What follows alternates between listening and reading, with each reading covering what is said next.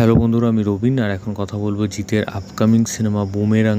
তো সেই বুমেরাং সিনেমার একটা গান চলে এসছে, তো সেটাই রিভিউ দেবো এবং গানটা সকালেই এসছে। তো আমি একটু কাজে ব্যস্ত ছিলাম, তো সেই কারণে রিভিউটা দিতে পারিনি। তো সেই জন্য এখন রিভিউ দেবো এবং দেখছিলাম যে অনেকেই বলছেন যে গানটা ভালো হয়নি বা গানের ভিডিওটার সাথে গানের কোনো মিল পাওয়া যাচ্ছে না। তো সেটা অবশ্যই খানিকটা হলেও সত্যি, কিন্তু এর পেছনে কিন্তু একটা এক্সপেরিমেন্ট কাজ করছে অনেকটা। কারণ আমরা যারা দর্শক বা শ্রোতা তারা কিন্তু একটা এক্সপেকটেশন ধরেই বসেছিলাম যে জিতের এরকমই, যে মানে যখন এই গানটার ভিডিওটা এসেছিলো তো তখন তার যে সেট ডিজাইন বা এই যে ব্যাপারটা সেইটা দেখে আমরা একটা এক্সপেকটেশন করেছিলাম যে হয়তো ভিড্ডা বা রাগারার মতন সিনেমা হবে, মানে গানটা হবে। তো সেই জন্য হয়তো আমাদের মনে হচ্ছে যে গানটা কোনো একটা জায়গায় গিয়ে গানটা খুব একটা ভালো হয়নি, কারণ আমরা কিন্তু একটা এক্সপেকটেশন ধরে বসেছিলাম।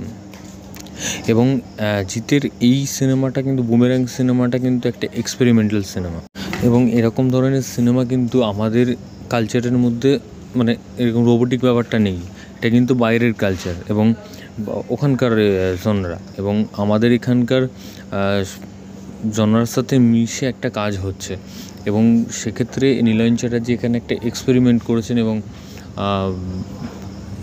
নাহলে জিতের মতন অভিনেতা, একটা কমার্শিয়াল অভিনেতা, তার গান মিকা সিং বা অন্য কেউ গান গাইতো, কিন্তু সেই জায়গায় কার্তিক দাস বাউল গান করছে। এবং কার্তিক দাস বাউল গান করছে মানে শুধু বাউল গান তা তো নয়, উনি বাউলেরও কিন্তু একটা জনরা আছে যেটা বাউল রক।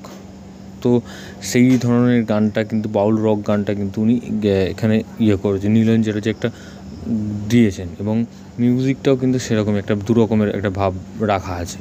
এবং তাছাড়া এখানে আমরা দেখছি যে এটা একটা যে রোবোটিক ব্যাপারটা কিন্তু একটা অন্য জায়গার, কিন্তু এর ভেতরে একটা বাঙালি ভাবও, কারণ না হলে রোবট কিন্তু কখন মানে রোবটকে দিয়ে, মানে যে পার্টটা রোগমিনী করছে তাকে দিয়ে একটা কবিতা বানানো হচ্ছে, বাংলা কবিতা।